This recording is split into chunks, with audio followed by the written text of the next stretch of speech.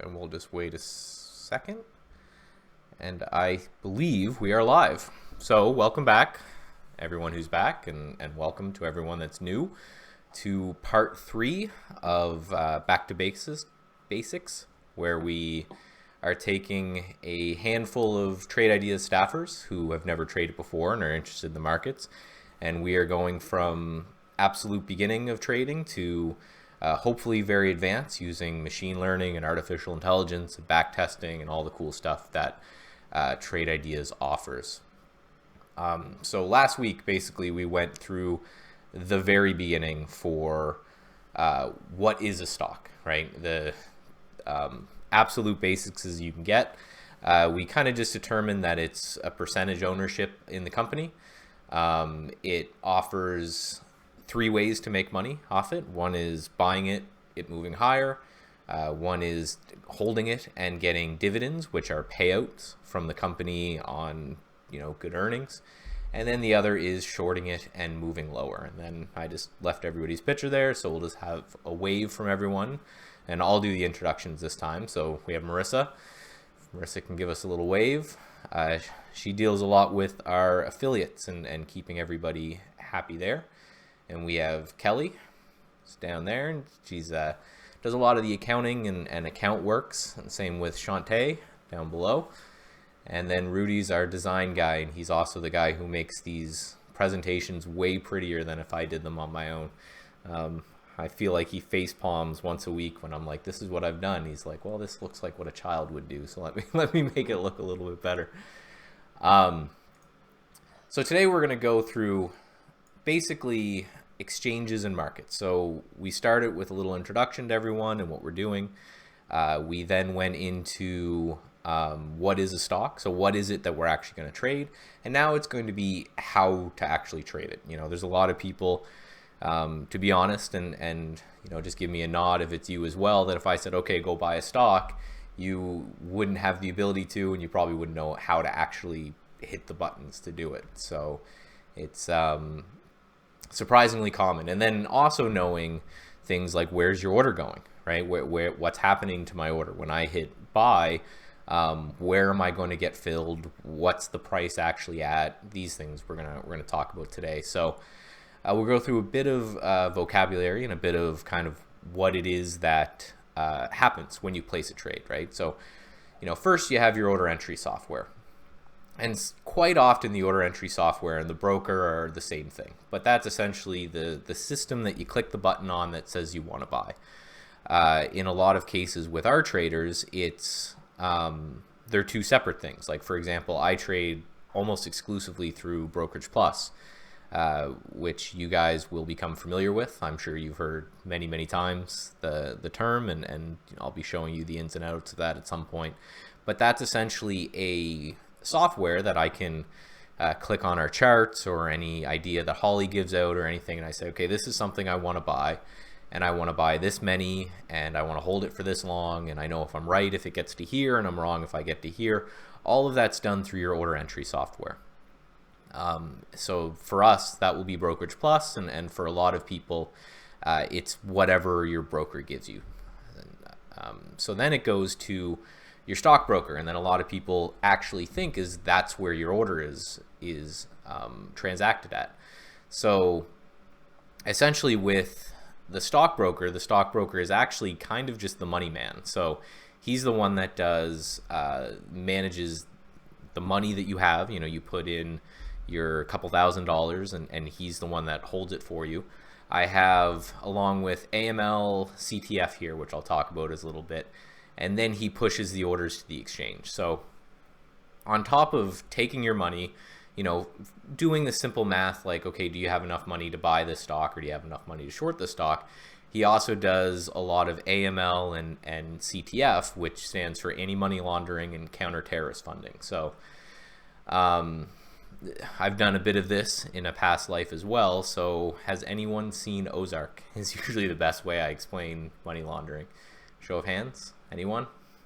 So that's exactly what they're trying to prevent against. So it's actually a very common way that people will try to launder money, where they will put their money into brokers, and they'll buy stocks and they'll sell stocks and they'll move stocks and move everything around, and then hopefully when they take the money back, it's clean.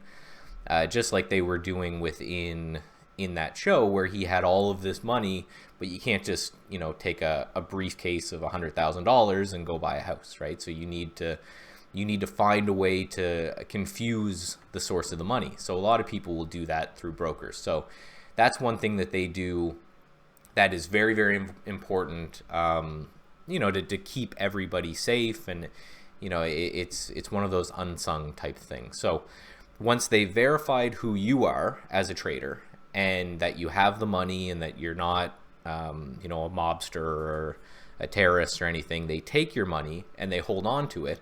And then when you send an order through your Brokerage Plus system, it goes to the broker, and then the broker sends it off to the exchange.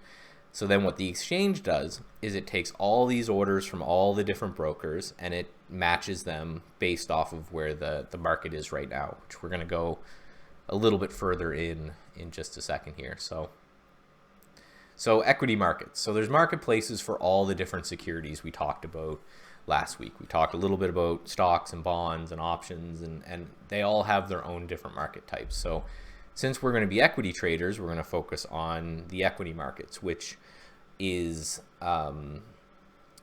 basically in the US, it's the NYSE, the NASDAQ, and the Amex. Those are the three big ones. I list pink sheets and OTCs as well, which is something that we'll talk about. But essentially the IPO, and this is what we talked about before on last week's, where a company is a private company and they're making money and then they want to go public. So what they do is they go to an exchange, let's use the NASDAQ for example, and they say, okay, I want to take my company public. And through a broker, what they'll do is they'll end up setting the shares aside and then they give them to the public so that the public will decide what the price is, right? There's some people out there that believe that exchanges have some sort of influence on price, but basically what they're doing is our second point here, where they're just connecting all of the buyers that are out there and then all of the sellers that are out there and seeing at what prices that they'll actually transact at. The other thing is dealing with counterparty risk. The other thing, and before I go on, I encourage everyone to unmute and ask any questions that you have as they happen, right? I have a tendency to ramble, so you'll have to interrupt me if you have anything, but essentially deals with counterparty risk. And what counterparty risk is the other side of the trade. So say, Rudy, you're going to go buy 100 shares of Apple. You don't want to have to go and find the guy you're buying it from and do all your due diligence to make sure he actually has the shares to give you and that it'll get transferred safely into your account and all of this. Because if you had to do this for every single transaction, it would be slow and monotonous and there would really be no markets to speak of. So what they do is they, through the brokers, let's take Interactive Brokers, for example, who is currently the only broker we connect with Brokerage Plus.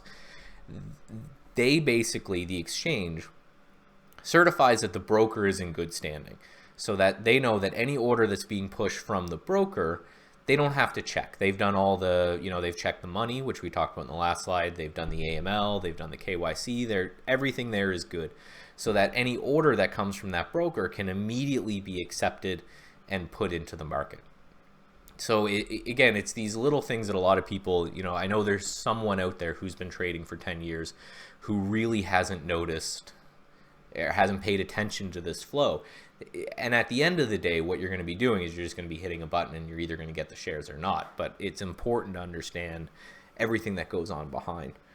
The other thing they do is they promote liquidity, which we can get talking about when we talk a little bit more about fees. But essentially what liquidity is when you go to buy something, is somebody there to sell, and vice versa. When you go to sell, someone's there to buy.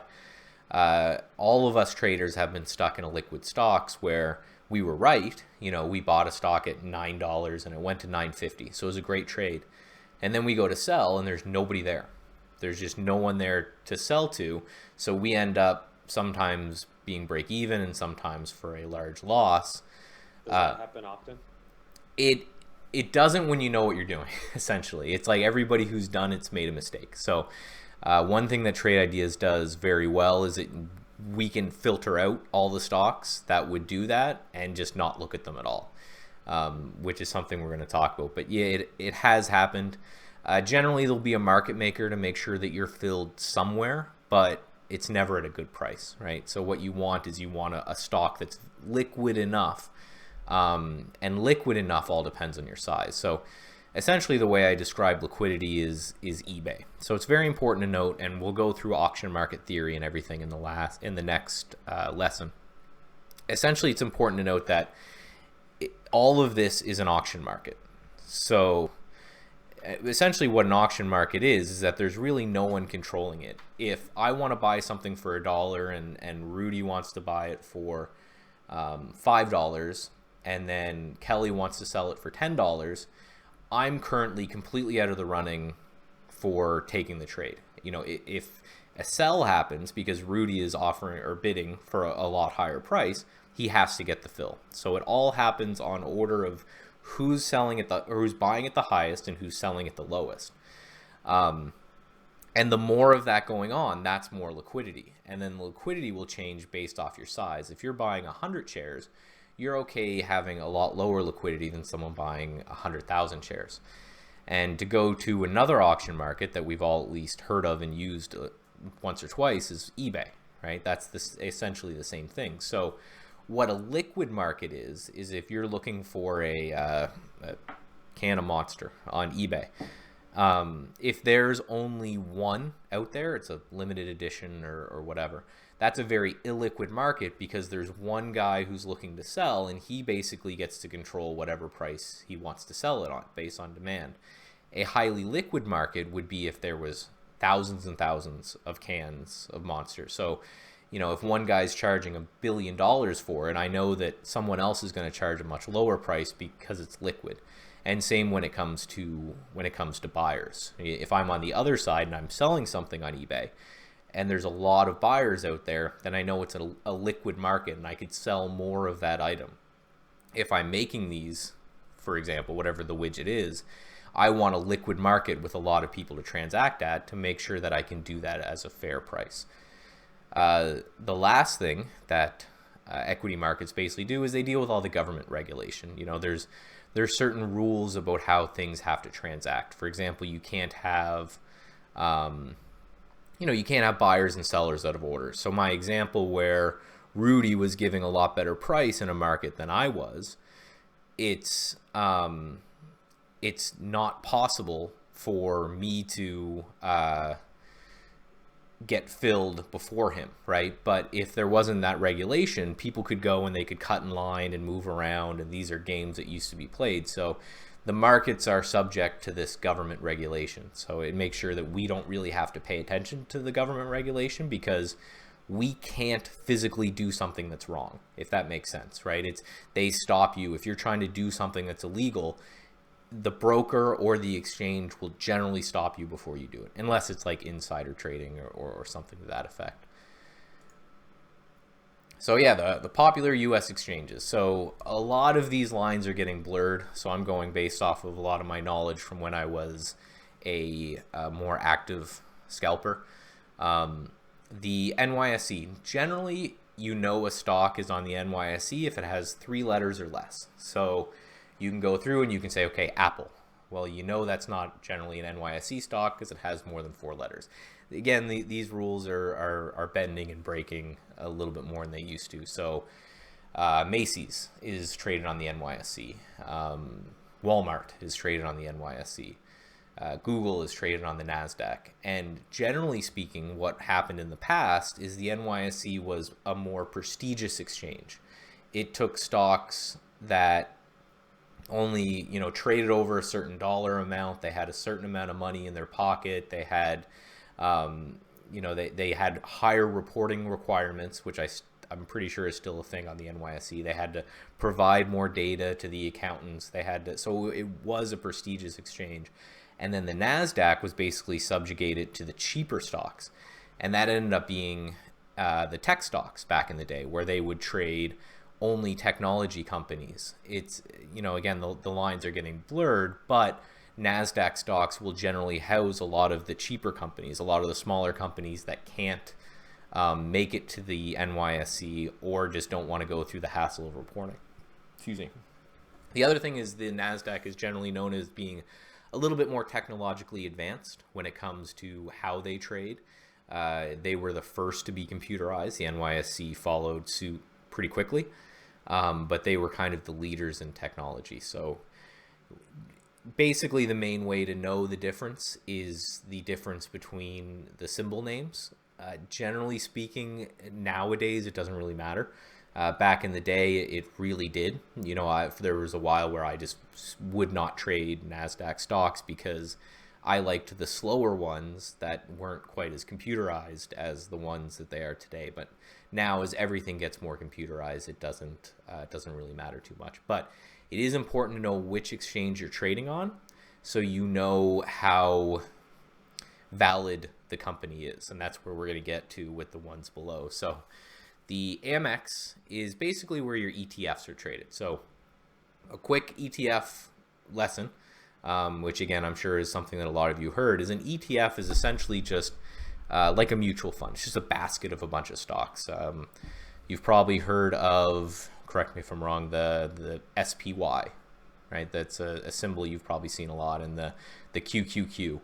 And basically the SPY is the S&P 500. So when you're watching the nightly news and they're saying the S&P 500 is up and down whatever amount, they're talking about the futures, but there's an ETF that tracks the same. So basically what it does, it buys one share or some percentage weight, I can't remember, of all of the top 500 stocks, and you can just trade that. And there's a lot of people that do. There's a lot of people that will look at that and say, okay, instead of me guessing on stocks, not knowing which ones are going to be the high performance and which ones are going to kind of die, I'm going to trade, the market as a whole. So when people say the market, they're usually talking about some of these ETFs trade on the NASDAQ or the Amex. And you can do the same with oil and gas and gold and whatever have you. And you can do all that with Trade Ideas software.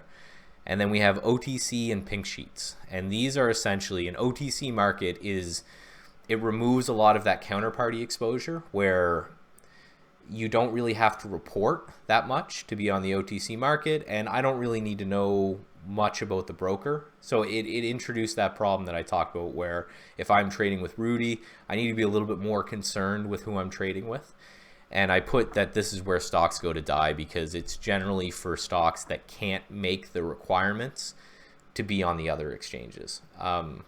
So a suggestion I'm going to give you guys right off the bat, and again, we can list all this in the software when we start to set this up for you, is avoid those entirely, right? It's less liquid. They don't have the liquidity advantage that we talked about above.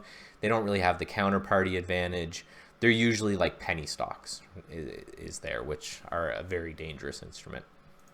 So don't get scared, but this is essentially what the market is. And this is something I'm going to go, next one's going to be all about auction market theory and this kind of stuff. You know, I know we're already crunching down on time a bit. So this is something we're going to go further in depth with because I think it's important. But basically, when people think of the market, they think of a chart. But what you're seeing right now is more or less what the market actually is. And I'll quickly go through. You guys can see my pointer, can't you? Yes? Okay. So over here on the right, this is all of the people. Sorry, this stock is SPY. It's not SPY. It's something else. But essentially, doesn't matter. Everybody over on this side are bidding for stock. So these are all the people that are looking to buy this stock. You know, they're all at 50 cents and they're all using these different markets and brokers within the Amex, right? So this is where I was saying you don't really need to know the counterparty because they're all here and they're all been vetted and trusted. So this is all the people looking to buy. So they were, in my example, the people who are bidding $1 or $5 or $10 for whatever the instrument is. And then over here, you have all the people that are looking to sell, and they're trying to sell at 53 cents.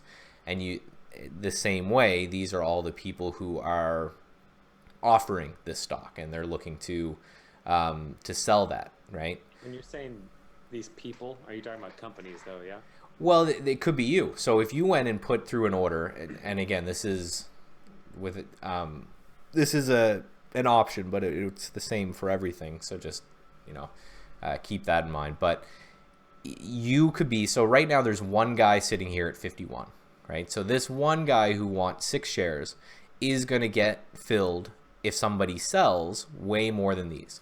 So if I went right now and put out an order at 51 cents, I would join this guy behind the lines, right? So it's all done through the broker, but with the flow we talked about earlier, it starts with you and then goes to the broker and then it goes here, right? So these are all individuals, corporations.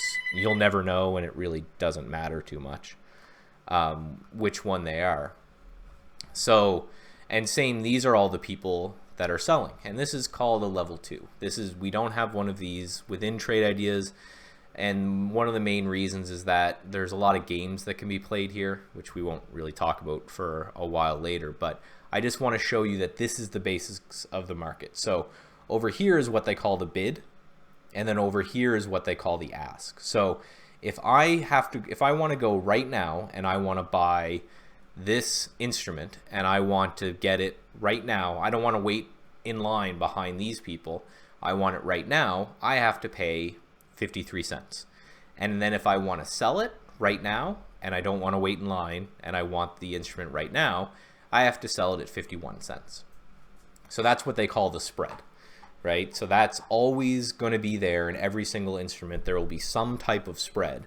And again, don't worry, we'll go in depth with this later.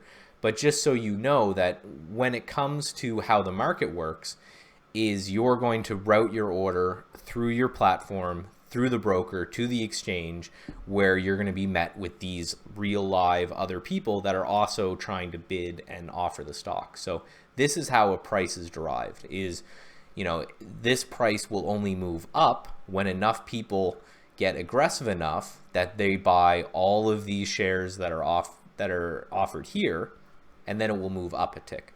That makes sense to everyone? Kind of? Is it always about 15 or 20 to choose from, or? Sorry? Oh, different of these? Mm-hmm. It depends on how liquid the stock is, right? Some will only have 1 or 2. Some of them will have many. The main thing to keep in mind is it doesn't matter. You don't have to match up with these directly.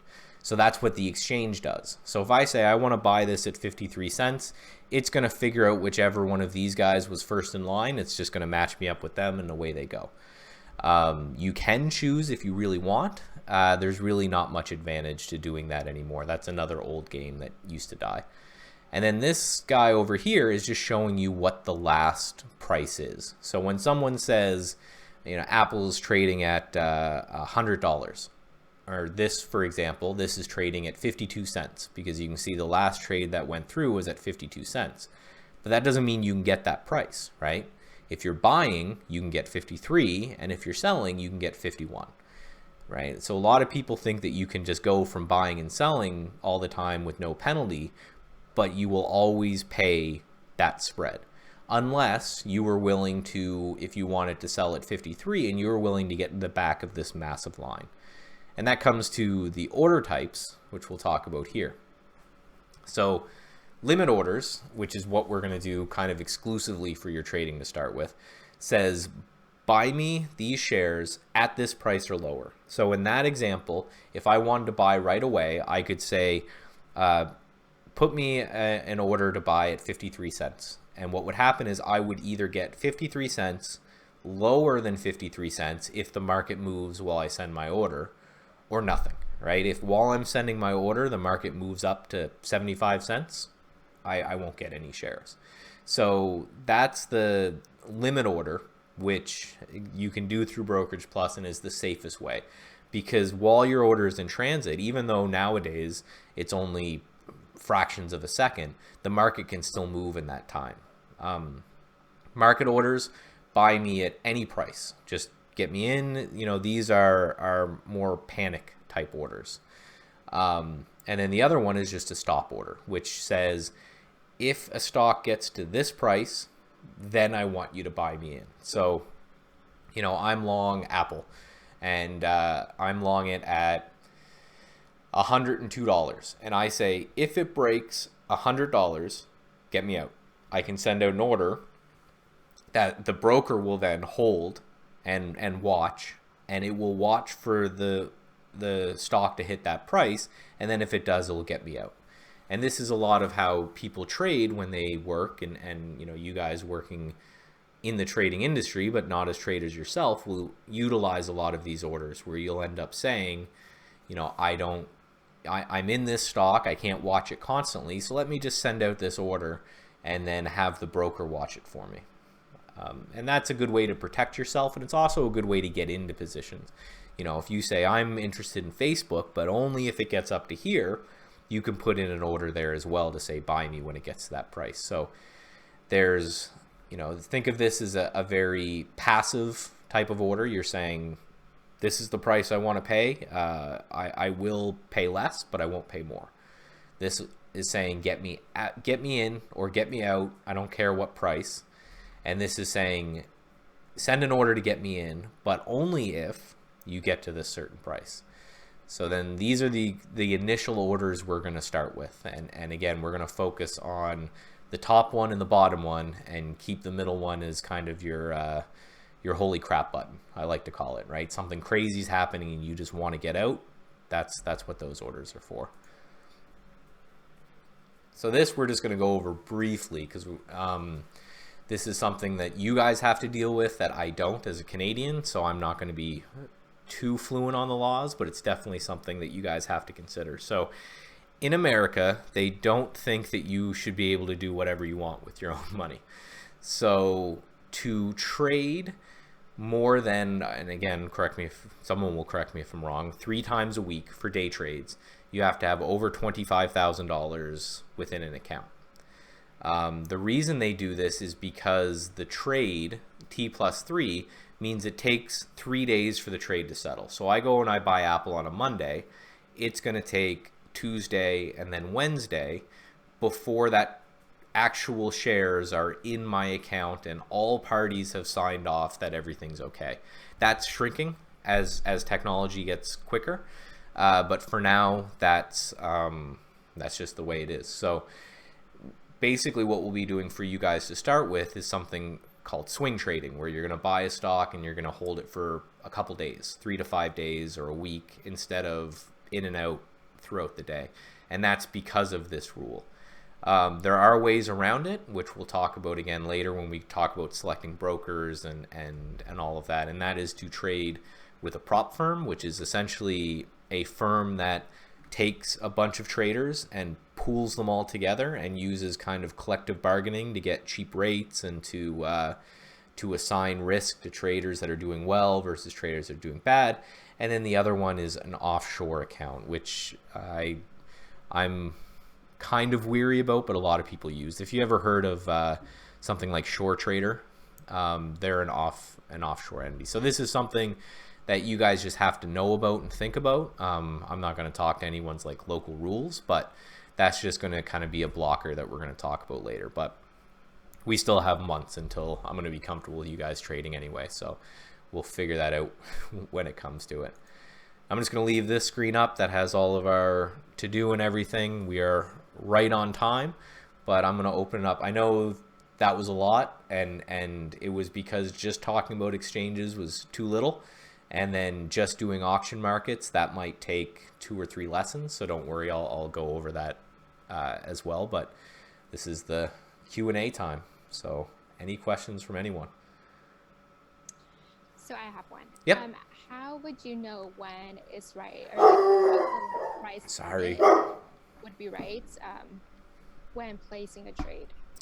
So your platform, so the order entry platform will actually tell you what the current price is. So within Trade Ideas, you can actually, and within Brokerage Plus, which is a useful tool, it will bring in those 2 prices that we showed here. So it won't show you all of this because, this is something that you needed to know way back in the day, but there's all sorts of ways you can hide orders and dark pools and all kinds of crazy stuff that we'll talk about. But what Trade Ideas will show you through Brokerage Plus is what is the best or the lowest ask price, and then what is the highest bid price. So it will show you that. So you'll know exactly what price to enter at. And then, a lot of people, what they'll do is they'll use their chart and they'll say, okay, this is the area that I want to get in, and this is roughly where it's paying now. So what they'll do is they'll send out a limit order to say, give me this, or maybe a little bit above. So in this case, they might send out a 55-cent limit, which means they'll get filled at 53, 54, or 55. But if it moves further than that, by the time the order's sent, they just won't get any. That make sense? Yeah, thank you. No problem. Then another question. Yeah. Are there different requirements when trading with the exchanges? Not that you would notice. There is kind of internally. The fee structure of the different exchanges are a little bit different. Most brokers, they'll just charge you a flat fee for a trade, so you won't really have to worry about it too much. But it's one of those things that back in the day it was a big difference, but now that both exchanges are becoming very technologically advanced, it doesn't really matter too much. What I'll just say is note that the New York Stock Exchange and the NASDAQ is where kind of real companies will trade, and then those OTC and pink sheets, not so much. So again, one of the beauties of Trade Ideas, just like we were talking about with Rudy and his liquidity question, we can just say, don't show me those, right? So what you'll be looking at will only be the exchanges that we're interested in to start with. So other than that, you don't really need to pay too much attention to them. Thank you. No problem. Anyone else? Any other questions?